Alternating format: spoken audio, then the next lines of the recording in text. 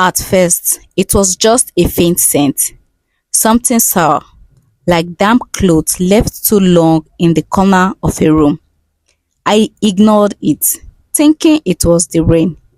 The past few days had been cold, the air thick with moisture.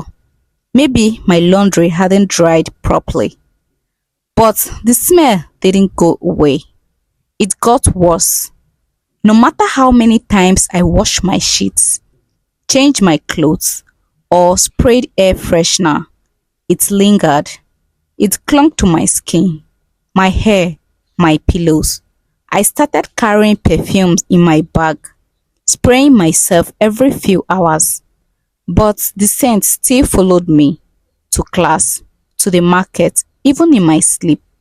It wasn't just the smell. There was this strange feeling, a constant heaviness in the air, like I was being watched, like someone was in the room with me even when I was alone. Then one night, as I turned over in bed, I saw it, the wig, sitting on my dresser, right where I had left it. But something was different. It looked damp. I frowned. Had I washed it recently? No, I hadn't touched it in days. A shiver ran through me. I sat up slowly, staring at it. The room was dark, but the wig stood out against the pale wood of my dresser. Its core is almost too still. Then, just as I was about to look away, I saw the shadow behind it. A shape, hunched and waiting, watching me. I couldn't move. I couldn't breathe. My heart pounded. My hands were shaking under the blanket. I wanted to tell myself it was just the darkness playing tricks on me. But I knew it, what I saw. The shadow was real, and it was watching me. I squeezed my eyes shut, pulling the blanket over my head like a child hiding from a nightmare. I wanted to sleep. I wanted to wake up in the morning and tell myself it was just exhaustion. But the smell was stronger now, closer, and as I lay there trying to calm myself, I heard it, a soft rustling sound, like fingers running through hair or something moving just behind my dresser. The wig wasn't even mine. It belonged to my friend, Fumi. She had lent it to me a week ago. I begged her, please, Fumi, just for the weekend, I had said, practically clinging to her arm. I have that event, and my hair is immersed. She hesitated. I don't know, Tolu. I groaned. You don't even wear it that much. That part was true. Fumi had beautiful thick hair. She hardly ever wore wigs, and this particular one had been sitting on her shelf for as long as I could remember. After a long pause, she finally sighed and handed it over. Fine, but bring it back on Monday. I had no idea why she seemed so reluctant. At first, I was excited. It was a beautiful coily wig, soft, full, and expensive looking. The kind of wig that made you feel like you have made money, even when your bank account said otherwise. The moment I put it on, I felt different, powerful, and confident. Everywhere I went, people complimented me. Even strangers stopped to admire my hair. But something felt off. The first time I wore it, I got a splitting headache. The kind that started at the base of my skull and crawled forward, squeezing my temples.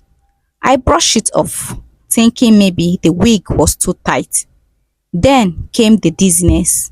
It hit me out of nowhere. A strange wave of nausea that made me stumble. I had to grab onto a table to steady myself. It passed quickly, but it left behind an eerie, hollow feeling in my chest. That night, I had a nightmare. I was standing in front of my mirror, staring at my reflection. The room was dark, but I could see myself clearly, except something was wrong. I was wearing the wig, but my reflection wasn't. Instead, it had no hair at all. Its head was completely barred, the scarf pale and scarred. The skin looked raw, almost like it had been scraped clean. I tried to move, but my body wouldn't listen. My reflection, however, did move. Slowly, its lips coiled into a grin. My stomach twisted. The longer I looked, the more I realized that the face in the mirror wasn't exactly mine. The features were slightly different. Sharper cheekbones, deeper eyes, something ancient in the way it stared at me. And then it lifted a hand. Its nails were jagged, broken, and smeared with something dark. It raised its hands to its head and began scratching. Long, deep scratches, tearing into the raw skin of its scarf. I tried to scream, but no sound came out. Then, just as suddenly as it started, the reflection stopped. It tilted its head, staring at me with empty eyes. Then it whispered, voice hollow and dry, "Give it back." I woke up, gasping for air, my skin cold with sweat. The room was dark. The wig sat on my dresser, watching me. The smell got worse. It was no longer just in my room. It clinged to me like a second skin. No matter how many times I showered, no matter how much perfume I sprayed, the scent remained thick, rotten. It wasn't just the smell. The strange feeling of being watched had grown stronger. I started catching movement in the corner of my eye, just quick, fleeting shadows. Sometimes, when I turned my head so fast, I could swear I saw a figure standing just beyond my vision. But when I blinked, it was gone. Then came the sound. The first night, I heard it while I was half asleep. Scratch, soft, slow. I stirred, but didn't fully wake up. My mind, fogged with exhaustion, dismissed it as the wind. Scratch, scratch. This time, I woke up. The room was silent. I turned towards my dresser. The wig was still there, untouched. I sat up slowly, listening. Scratch. It was coming from my door. A slow, deliberate dragging of nails against wood. My body froze. I held my breath. The scratching continued, steady and patient, like whoever or whatever was on the other side knew I was awake. A part of me wanted to get up, to throw the door open and scream that it wasn't funny, but my body refused to move. Minutes passed, then, just as suddenly as it started, it stopped. The silence that followed was worse.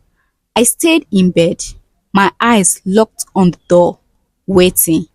Slowly, I reached for my phone. The screen lit up. It was 7 minutes past 3 a.m. I did not sleep the rest of the night. The next morning, I told myself it was a rat. Maybe a stray cat had somehow gotten inside. But the next night, it happened again. Soft, persistent. I shut up in bed, my skin crawling. I knew, deep in my bones, that this was not an animal. It was closer this time, more deliberate. I clenched my blanket in my fist, my breathing shallow, and then the doorknob rattled. Just a tiny movement, a testing, almost playful jiggle, like someone was trying to see if it was locked. I couldn't breathe. I sat there, frozen, waiting for something, anything to happen. But after a few moments, the room went silent again. The next morning, I forced myself to check. My hands trembled as I reached for the doorknob and pulled the door open. Nothing. No scratches, no marks, no sign that anyone or anything had been there. But when I turned back towards my room, my stomach clenched. The wig, it was no longer on my dresser. It was lying on the floor, right next to my bed, as if it had crawled there. By the time morning came, I had made up my mind I was giving the wig back. I stuffed it into a plastic bag without even looking at it. The moment it was out of sight, the air in the room felt lighter, as if I could finally breathe again. I didn't bother eating breakfast. I grabbed my phone, texted Fumi that I was coming over, and rushed out.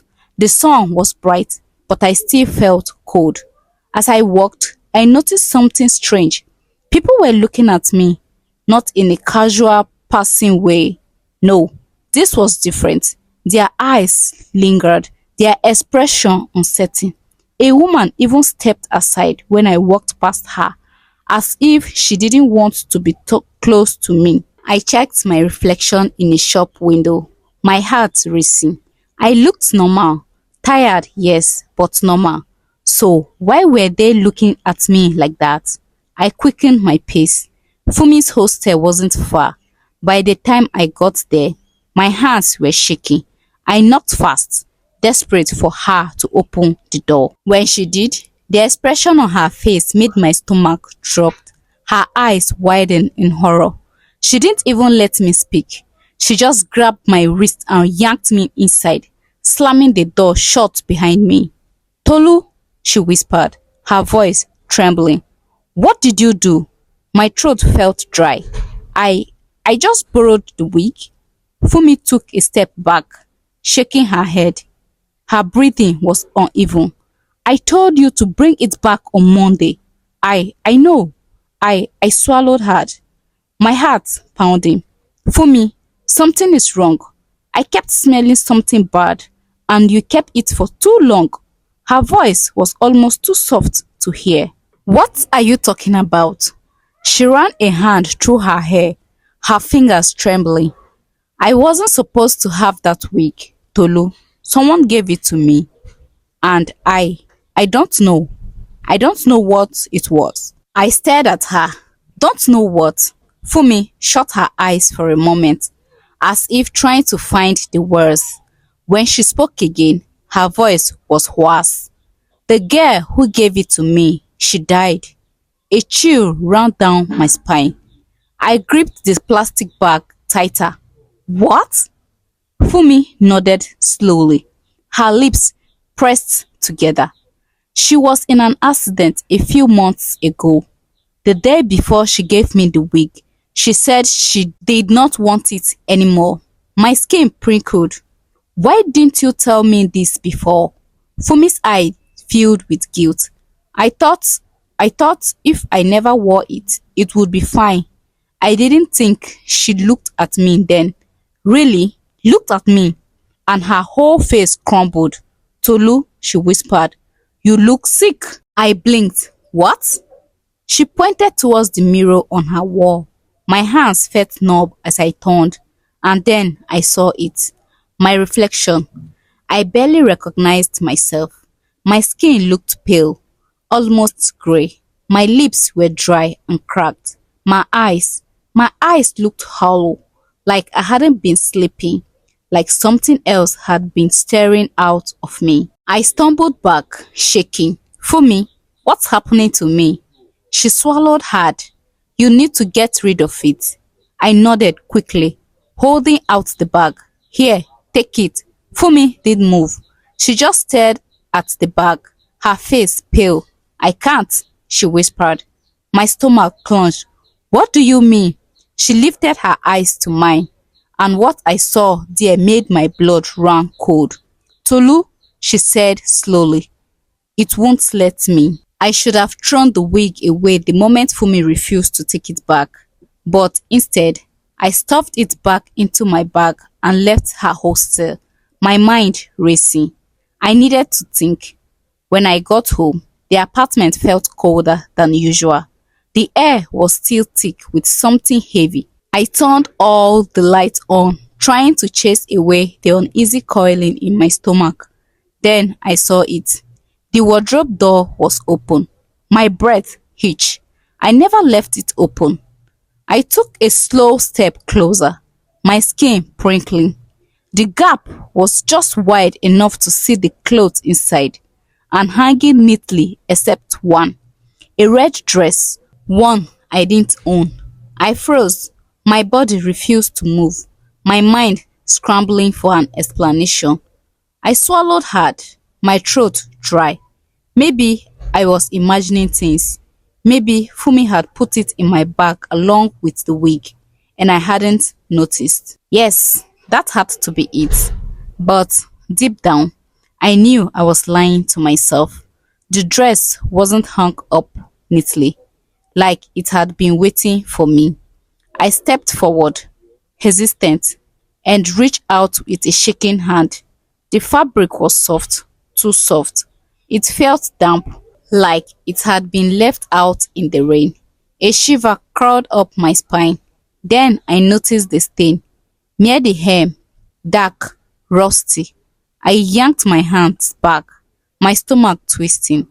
It looked like blood. I stumbled away, nearly tripping over my own feet.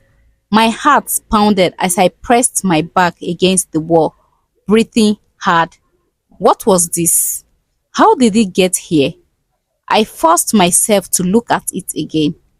It was beautiful in a haunting way, the deep red lace glowing under the dim light. And then the air shifted. A slow creak echoed through the room. I stiffened. The dress was moving.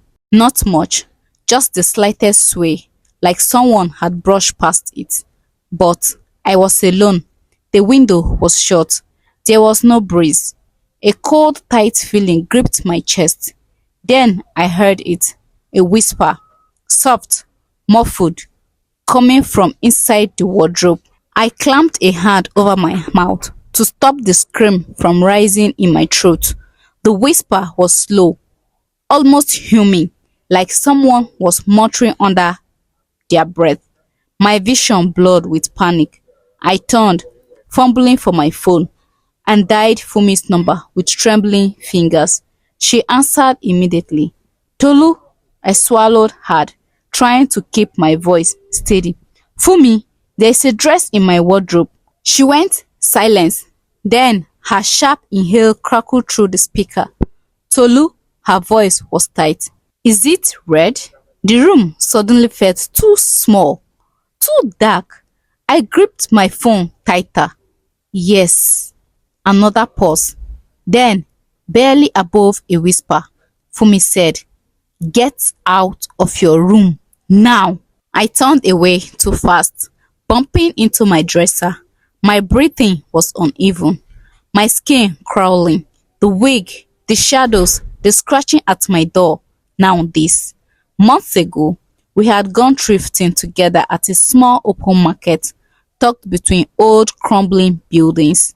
It was one of those places that sold second-hand clothes from overseas, where you could find designers' dresses for next to nothing. Fumi had spotted the red dress first. She held it up, admiring the way the lace caught the light.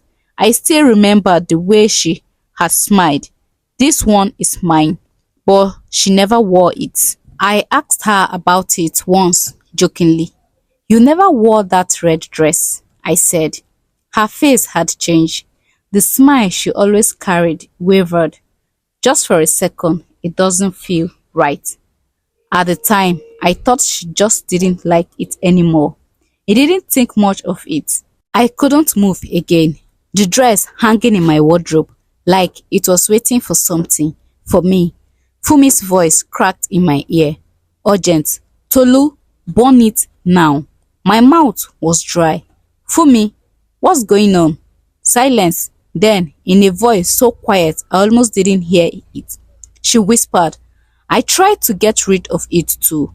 My breath hitched. I turned away from the wardrobe, gripping my phone tighter. What do you mean? Fumi exhaled shakily. After I bought it, I felt weird, like someone was always behind me. I kept seeing red, even when I closed my eyes. And the dreams she trailed off. What dreams? I don't know how to explain them, she murmured. They weren't normal. It was like I was inside the dress. and someone was touching me, pulling at my skin, whispering in my ear. My fingers dug into my palm. Fumi's voice dropped lower, so I threw it away. A pause. I felt my chest tighten. But it came back, she whispered. Every single time, a chill ran down my spine. I turned slowly, my eyes locking onto the dress. The air around it felt alive. I swallowed hard. So, how did you get rid of it? Another pause. I didn't, Fumi admitted. I didn't know how. One day, it was just gone. I shook my head. Then, how did it get here? Fumi's breathing was uneven. It chooses Tolu. The room felt like it was closing in. What? The dress, the wig, they don't belong to just one person. They move, they attach themselves. I looked at the dress again, at the dark stain near the hem. My pulse pounded. Was it just my imagination, or had the stain spread? A knock at my door made me jump. I whipped my head towards it, my heart in my throat. Silence, then scratch, soft, slow, dragging down the wood. I sucked in a breath, stepping back. Scratch, scratch, it sounded closer.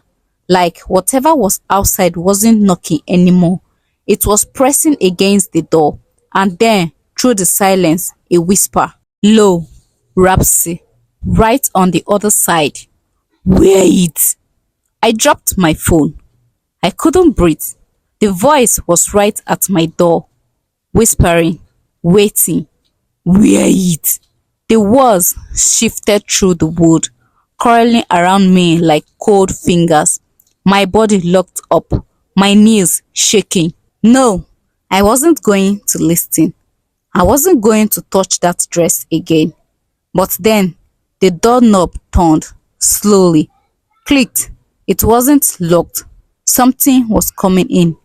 I acted without thinking. I lunged forward and slammed my weight against the door, shoving it shut just as a gust of cold air rushed through the gap. My breath came in ragged grabs as I pressed my back against the wood, holding it close.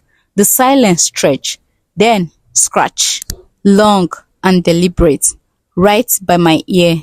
Tears burned my eyes.